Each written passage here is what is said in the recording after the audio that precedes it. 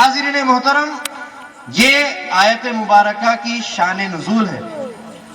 اب ہم اس آیت کے دو حصے کریں گے، یعنی الرحمن علم القرآن، یہ ایک حصہ ہو گیا، اور دوسرا حصہ ہوگا خلق الانسان علمہ البیان۔ تو سب سے پہلے حصے کو ہم لیں گے اور اس کی تشریح کریں گے کہ الرحمن علم القرآن، رحمان نے حضور کو قرآن سکھایا۔ تو اس حصے میں رسول اللہ صلی اللہ علیہ وسلم کی دو طریقے سے تعریف ہو رہی ہے، دو طریقے سے آپ کی نعت بیان کی جا رہی ہے۔ سب سے پہلی بات تو یہ کہ خود قرآن نے حکم دیا ہے، خود قرآن نے خبر دی ہے کہ اللہ تبارک و تعالیٰ نے حضرت آدم علیہ السلام کو ساری کی ساری چیزوں کے نام سکھائے۔ وَعَلَّمَ آدَمَ الْأَسْمَاءَ كُلَّهَا، ہم نے آدم علیہ السلام کو ساری چیزوں کے نام سکھائے۔ حضرت داؤد علیہ السلام کو ذرہ بنانا سکھایا، حضرت عیسیٰ علیہ السلام کو کتاب اور حکمت سکھائی۔ وَيُعَلِّمُهُمُ الْكِتَابَ وَالْحِکْمَةَ، حضرت خضر علیہ السلام کو اللہ تعالیٰ نے علم لدنی عطا فرمایا۔ وَعَلَّمْنَاهُ مِن لَّدُنَّا عِلْمًا، اور حضرت یوسف علیہ السلام کو خواب کی تعبیر کا علم سکھایا۔ وَيُعَلِّمُكَ مِن تَعْوِيلِ الْأَحَادِيثِ، لیکن پیارے نبی صلی اللہ علیہ وسلم کو ان ساری چیزوں سے سب سے بڑی چیز جو دی ہے وہ قرآن ہے، کہ جس میں اگلے اور پچھلے تمام انبیاء علیہ السلام کے واقعات کو اللہ تعالیٰ نے حضور کے ذریعے سے بیان کیا، ہماری نصیحتوں کے لیے، ہم کو اچھا بننے کے لیے۔ اور اللہ تعالیٰ نے فرمایا وَعَلَّمَكَ مَا لَمْ تَكُنْ تَعْلَمْ، ہم نے تم کو وہ علم سکھایا جس کے بارے میں تم نہیں جانتے تھے۔ اور یہ قرآن مجید رسول اللہ صلی اللہ علیہ وسلم کے اوپر جو نازل ہوا ہے، یہ حضور اکرم صلی اللہ علیہ وسلم کا سب سے بڑا معجزہ ہے۔ حضور صلی اللہ علیہ وسلم نے اپنی انگلی سے اشارہ کیا تو چاند کے دو ٹکڑے ہو گئے، انگلی سے اشارہ کیا تو ڈوبا ہوا سورج لوٹ آیا، انگلی سے اشارہ کیا تو پانی کا جھرنا پھوٹ کر سب کے سب سیراب ہو گئے، جانور آ کے آپ کے قدموں پر جو سو جھک کر سجدہ ریز ہو جاتے تھے، درخت سجدہ کرتے تھے، کلمہ پڑھنے والے کنکریاں ہیں، سارے کے سارے معجزات ہیں، لیکن سارے کے سارے معجزات میں سب سے بڑا معجزہ جو اللہ تعالیٰ نے حضور کو دیا ہے وہ قرآن مجید ہے۔ اس طریقے سے قرآن مجید کا آپ کے اوپر نازل ہونا یہ آپ کی عظمت اور شان کو بیان کرتا ہے، یہ آپ کی سب سے بڑی تعریف ہوئی۔ اور دوسری تعریف یہ کہ رسول اللہ صلی اللہ علیہ وسلم کو اللہ تعالیٰ نے بلا واسطہ تعلیم دی ہے۔ الرحمن علم القرآن، اللہ نے حضور کو قرآن سکھایا۔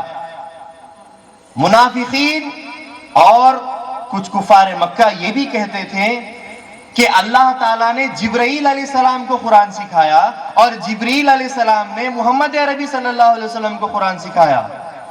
تو اللہ تعالیٰ نے اس آیت سے واضح کر دیا کہ جبرائیل نے نہیں سکھایا، جبرائیل تو قاصد کی حیثیت رکھتے تھے، جبرائیل تو صرف پیغام پہنچانے والے کی حیثیت رکھتے تھے، ایک پوسٹ مین کا آپ کا جو سو درجہ تھا، وہاں سے پیغام دیا جاتا تھا، یہاں پیغام پہنچایا جاتا تھا، یہاں تک کہ پیغام کیا ہے خود جبرائیل نہیں جانتے تھے۔ صاحب روح البیان نے اس بات کو واضح کرتے ہوئے کہا کہ کاف ہا یا عین صاد کی تفسیر بیان کی کہ حضرت جبرائیل علیہ السلام رسول اللہ صلی اللہ علیہ وسلم کی خدمت میں حاضر ہوتے ہیں، عرض کرتے ہیں کاف، حضور صلی اللہ علیہ وسلم فرماتے ہیں میں سمجھ گیا، عرض کرتے ہیں ہا، رسول اللہ صلی اللہ علیہ وسلم فرماتے ہیں میں سمجھ گیا، عرض کرتے ہیں یا، فرماتے ہیں سمجھ گیا، عرض کرتے ہیں عین، فرماتے ہیں سمجھ گیا، عرض کرتے ہیں سواد، فرماتے ہیں میں سمجھ گیا۔ حضرت جبرائیل علیہ السلام حیران ہو جاتے ہیں کہ آخر حضور صلی اللہ علیہ وسلم نے کیا سمجھ لیا؟ تو شاعر اس کو اس طریقے سے بیان کرتا ہے کہ میاں نے عاشق و معشوق رمزیست، میاں نے عاشق و معشوق رمزیست کرامن کاتبین راہم خبر نیست، یعنی عاشق اور معشوق کے درمیان ایسی راز کی باتیں ہوتی ہیں کہ یہ کرامن کاتبین جو ہمارے اعمال لکھنے والے فرشتے ہوتے ہیں ان کو بھی اس کی خبر نہیں پڑتی۔ یہ عاشق و معشوق کے درمیان بات ہو رہی ہے۔ جبریل علیہ السلام کا کام تو پیغام پہنچانا ہے، وہی میں کیا ہے جو پیغام لا رہے ہیں ان کو خود کو کچھ نہیں پتا تھا تو وہ کس طرح سے تعلیم دیتے۔ یہ رسول اللہ صلی اللہ علیہ وسلم کی شان بیان ہو گئی ہے۔ اب ہم کو بات کرنا ہے بیان قرآن کی، قرآن کا بیان۔ کہ قرآن کا بیان کیا مقام رکھتا ہے، تو قرآن کے بیان کو سمجھنے سے پہلے قرآن کو سمجھنا پڑے گا، کیونکہ جب قرآن کیا ہے سمجھ میں آ جائے گا تو اس کا بیان کیا ہے وہ بھی سمجھ میں آ جائے گا۔ سمجھ میں آ رہی ہے بات؟ تو قرآن کی تعلیم کے بارے میں پہلے ہم دیکھتے ہیں۔ تو قرآن اللہ تبارک و تعالیٰ کا کلام ہے۔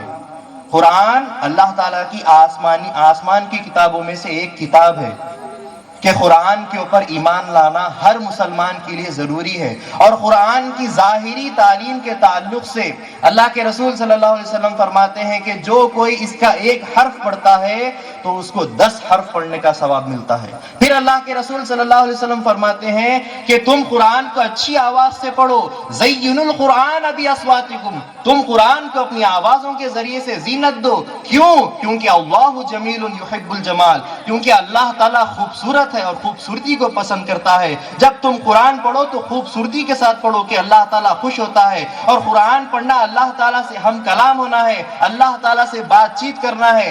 آگے بڑھتے ہیں، اگر اسی قرآن کو کوئی اپنے سینے میں محفوظ کرتا ہے، یاد کر لیتا ہے، تو پیارے نبی صلی اللہ علیہ وسلم نے فرمایا کہ اس کی اگلی اور پچھلی 7 پشتیں مغفرت کر دی جاتی ہے، بخش دی جاتی ہے۔ یہ صرف قرآن کے الفاظ کے اوپر دیکھیے آپ کہ صرف پڑھنے سے اللہ تعالیٰ خوش ہو رہا ہے، پڑھنے سے ثواب مل رہا ہے، اور ثواب ملتا بھی ہے، ثواب دوسرے کو بھی پہنچا سکتے ہیں۔ اور اگر کوئی یاد کر لیتا ہے تو اس کی 7 پشتیں اگلی اور پچھلی پشتیں بخشی جاتی ہیں۔ اور پھر آگے بڑھتے ہیں، قرآن کریم کا اگر کوئی معنی جانتا ہے، جاننا چاہیے، صرف جاننا چاہتا ہے نہیں، جاننا چاہیے۔ کیوں؟ کیونکہ یہ ہمارا قانون ہے کہ اس میں شریعت محمدی بیان کی گئی ہے۔ ہم کو روزہ کیسا رکھنا چاہیے، نماز کیسی پڑھنی چاہیے، تمام کے تمام شریعت کے اصول، اخلاق، حلال حرام، ساری کی ساری چیزیں اس میں بیان کی گئی ہے، تاکہ ہم صحیح طور پر ایک انسان، صحیح طور پر ایک مسلمان اور صحیح طور پر ایک مومن بن سکے۔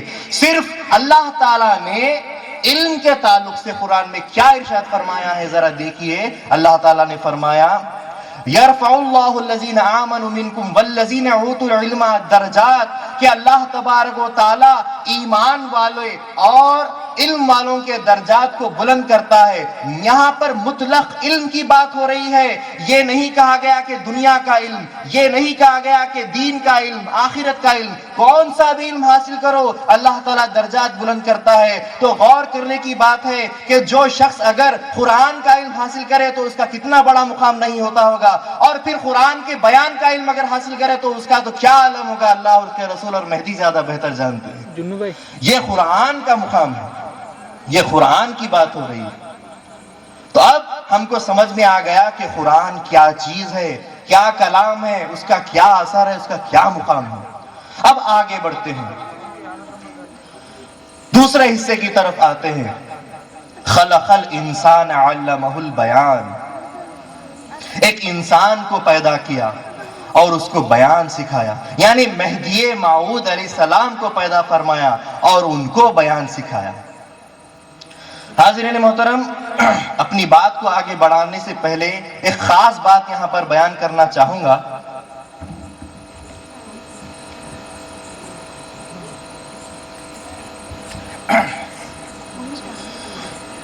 کہ اس دنیا میں ہر چیز کا ایک ظاہر ہوتا ہے اور ایک باطن ہوتا ہے۔ ظاہر کہتے ہیں جو نظر آتا ہے وہ ظاہر ہے، اور باطن کہتے ہیں جو چیز چھپی ہوئی ہوتی ہے وہ باطن ہے۔ مثال کے طور پر، داخلے کے طور پر، یہ پہاڑ اگر آپ دیکھتے ہیں، بڑے بڑے پہاڑ ہیں، ان کو اگر آپ دیکھتے ہیں تو اس پہ موجود درخت ہیں، پتھر ہیں، مٹی ہے، یہ سب اس کا ظاہر ہے، اور اس کے اندر جو سونا ہے، چاندی ہے، تانبا ہے، لوہا ہے، کوئلہ ہے، یہ سب اس کا باطن ہے۔ اسی طریقے ایک جھاڑ کو دیکھیں، ایک جھاڑ کو دیکھیں کہ اس کا ظاہر کیا ہے، اس کا تنا، اس کی ٹہنیاں، اس کے پتے، یہ سب اس کا ظاہر ہے، اور اس کا جو پھل ہوتا ہے، اس کا جو پھول ہوتا ہے، یہ اس کا باطن ہوتا ہے۔ ارے پھل کو دیکھیے، میوے کو دیکھیے کہ اس کا چھلکا جو ہوتا ہے وہ ظاہر ہوتا ہے، اور اس کے اندر کا جو مغز ہوتا ہے وہ باطن ہوتا ہے۔ تو حاضرین محترم، ایک بات یہاں پر بڑی صاف ہو جا رہی ہے، یہ میں عقلی داخلہ دے رہا ہوں پہلے، کہ عقلی طور پر ایک داخلہ دے رہا ہوں، دلیل عقلی جس کو کہتے ہیں، عقل کی طور پر دلیل دینا۔ تو ایک بات ہم کو سمجھ میں آ گئی کہ ظاہر سے زیادہ باطن کی اہمیت ہے۔ یعنی پہاڑوں کو جب ہم دیکھ رہے ہیں تو ہم کو اس کے جھاڑ، اس کے پتھر، اس کی مٹی سے کام نہیں ہے، بلکہ اس کی اہمیت اس کے سونے، اس کے جو اندر باطن چھپا ہوا ہے، اس کا سونا، اس کا چاندی، اس کا کوئلہ، اس کا لوہا، اس کا تانبا، یہ بڑی اہمیت کا اور قدر و قیمت رکھتا ہے۔ معلوم ہوا کہ ظاہر سے زیادہ باطن کی اہمیت ہوتی ہے۔ اسی طریقے سے ایک درخت کے پتے اور ٹہنیاں اور اس کا تنا جو ہے سو ضروری نہیں ہے، وہ ظاہر اس کا اتنا ضروری نہیں ہوتا جتنا کہ اس کا پھل اور اس کے پھول جو ہے سو ضروری ہوتے ہیں اور قدر و قیمت رکھتے ہیں۔ اسی طریقے سے کسی بھی پھل کے چھلکے ہمارے لیے کوئی کام کے نہیں ہے، اس کا ظاہر ہمارے لیے کام کا نہیں ہوتا، بلکہ اس کا اندر کا جو مغز ہے، جو اس کا باطن ہے، یہ جو ہے سو بڑی اہمیت کا رکھتا ہے۔ تو معلوم ہوا کہ ظاہر سے زیادہ باطن کی اہمیت ہوتی ہے۔ اب اس کی میں علمی دلیل دے رہا ہوں کہ رسول اللہ صلی اللہ علیہ وسلم نے حدیث میں ارشاد فرمایا، قال رسول اللہ صلی اللہ علیہ وسلم الولایۃ افضل من النبوہ۔ رسول اللہ صلی اللہ علیہ وسلم نے فرمایا کہ ولایت نبوت سے زیادہ افضل ہوتی ہے۔ نبوت ظاہر ہے اور ولایت اس کا باطن ہے۔ نبوت ظاہر ہے اور ولایت اس کا باطن ہے، اور نبوت سے ولایت افضل ہوتی ہے۔ تو آپ پوچھیں گے کہ کس طرح، کہ نبی کی شان بڑی یا ولی کی شان بڑی؟ تو اس کی میں تشریح کر دیتا ہوں کہ نبوت میں کیا کیا جاتا ہے۔ نبوت میں یہ کام کیا جاتا ہے کہ اللہ تعالیٰ کے پیغام کو بندوں تک پہنچایا جاتا ہے، یہ نبوت کا کام ہے۔ اور ولایت کا کام کیا ہے کہ بندوں کو خدا سے ملایا جاتا ہے۔ تو خدا سے ملنا بڑھ کے ہے یا بندوں سے ملنا بڑھ کے ہے؟ اسی طریقے سے ولایت نبوت سے افضل ہوئی۔ تو اب قرآن ہے اور ایک قرآن کا بیان ہے، قرآن ظاہر ہے اور قرآن کا بیان باطن ہے۔ تو معلوم ہو گیا کہ قرآن سے زیادہ افضل اس کا بیان ہے جو کہ اس کا باطن ہے۔ تو ہم کو اب سمجھ میں آ گیا کہ قرآن سے بڑھ کر اس کا باطن جو افضل ہے جو کہ بیان قرآن ہے۔ ایک اور بات میں رکھتا چلوں کہ بے شک قرآن اور قرآن کے بیان میں فرق ہے۔ غور سے سنیے، بے شک قرآن اور قرآن کے بیان میں فرق ہے، لیکن صاحب قرآن اور صاحب بیان قرآن میں کوئی فرق نہیں، کہ رسول و مہدی کی ذات ایک ہے، ایک موتی کے دو سوراخ ہے، ایک سکے کے دو پہلو ہے، ان میں کوئی فرق نہیں، ان کی تعلیم میں ضرور فرق ہے۔ تو حاضرین محترم، یہ قرآن کا بیان ہے، بیان کی بات ہو رہی ہے۔ اور اب ہم کو دیکھنا پڑے گا کہ خلق الانسان علمہ البیان، ہم بات کر رہے تھے اسی کی۔ معلوم تو ہو چکا کہ ظاہر سے زیادہ باطن اہم ہے، اور قرآن کے الفاظ، قرآن کا جو ظاہر ہے اس سے بڑھ کر اس کا باطن اہمیت رکھتا ہے، بیان قرآن کی بڑی فضیلت ہے۔ تو خلق الانسان علمہ البیان، ایک انسان کو پیدا کیا اور اس کو بیان کی تعلیم دی۔ تو اب عربی قواعد کے لحاظ سے یہاں پر الانسان جو لفظ آیا ہے وہ الانسان لفظ مطلق ہے، اور مطلق کا قاعدہ یہ ہے، عربی گرامر کے لحاظ سے مطلق کہتے ہیں المطلق یطلق علی الفرد الواحدی، یعنی مطلق وہ ہے جو فرد واحد کے اوپر دلالت کرے۔ تو سارے کے سارے مفسرین، سارے کے سارے علماء اس بات پر ایک ہو جاتے ہیں کہ یہاں پر جمع کا صیغہ نہیں ہے، جنس مراد نہیں ہے، الانسان سے سارے کے سارے انسان نہیں ہے، بلکہ سب یہی کہتے ہیں کہ یہاں پر الانسان سے مراد ایک ہی انسان ہے۔ دیکھیے نزدیک آ رہے ہیں، یہاں پر الانسان سے مراد ایک ہی انسان ہے۔ اور پھر آگے بڑھتے ہیں، وہ کہتے ہیں اغیار غیر مہدوی حضرات کہتے ہیں کہ یہاں پر وہ ایک انسان سے مراد رسول اللہ صلی اللہ علیہ وسلم کی ذات ہے۔ اب ہم اس کا خلاصہ کریں گے اور اس کا صحیح طور پر جواب دیں گے۔ تو سب سے پہلے ہم خلاصہ کریں گے علمی انداز سے، علمی دلیل سے، کہ اللہ تبارک و تعالیٰ نے سورہ قیامت میں ارشاد فرمایا کہ اے محمد تم اپنی زبان کو قرآن کے پڑھنے میں تیزی نہ کرو، جلدی نہ کرو، بلکہ جب ہم پڑھائیں تو ہمارے پیچھے پیچھے پڑھو، ثم ان علینا بیانہ، اور پھر بیان کرنا، اس قرآن کا بیان کرنا وہ ہماری ذمے میں ہے، ہماری ذمہ داری ہے۔ اگر رسول اللہ صلی اللہ علیہ وسلم ہی بیان قرآن کرنا ہوتا تو اللہ تعالیٰ وہاں پر صاف طور پر کہہ سکتا تھا کہ اے محمد تم قرآن پڑھنے میں جلدی نہ کرو، بلکہ دھیرے دھیرے ہمارے پیچھے پیچھے جب ہم پڑھائے تو پڑھو، اور بیان بھی جب ہم سکھائے تو ہمارے پیچھے پیچھے بیان کرو. یہ خدا تعالیٰ کہہ سکتا تھا، لیکن اللہ تعالیٰ نے یہاں پر بات کو بالکل صاف کر دیا ہے کہ جب ہم پڑھائیں ہمارے پیچھے پیچھے پڑھو، اور جب قرآن کا بیان جو ہوگا وہ ہمارے ذمے میں ہے. اور فرمایا کہ خلق الانسان علمہ البیان، اور ایک انسان کو پیدا کرے گا اور اس سے بیان کرے گا. اب عقلی دلیل، شروع میں اللہ تعالیٰ نے کیا فرمایا؟ الرحمن علم القرآن، رحمان نے رسول اللہ صلی اللہ علیہ وسلم کو قرآن سکھایا. اور پھر ان کے حساب سے ہم بول رہے ہیں کہ پھر حضور کو پھر سے پیدا کیا اور ان کو بیان سکھلایا. تو یہ کیا ہو گیا؟ پنرجنم ہو گیا. اسلام کے اندر دوبارہ انسان پھر سے زندہ نہیں ہو سکتا. ایک بار دنیا میں آتا ہے اور پھر چلا جاتا ہے اور پھر حشر کے میدان میں اٹھایا جائے گا. اسی دنیا میں دوبارہ انسان پلٹ کر آنا پنرجنم ہے، اور یہ ہندوؤں کا عقیدہ ہے. اسلام کے اندر پنرجنم کا کوئی جو ہے سو دخل نہیں، باطل قرار دیتا ہے. میرے بھائی، وہ جو حضرات کہہ رہے ہیں کہ یہاں پر بھی محمد وہاں پر بھی محمد، تو ذرا غور کریں کہ محمد کو دوبارہ پیدا کر کر ان کی شان میں گستاخی کر رہے ہو آپ. کہ یہاں پر محمد آئے ہیں تو وہاں پر محمد کے جیسا کوئی آئے ہیں. اور دوسرے علماء اکرام،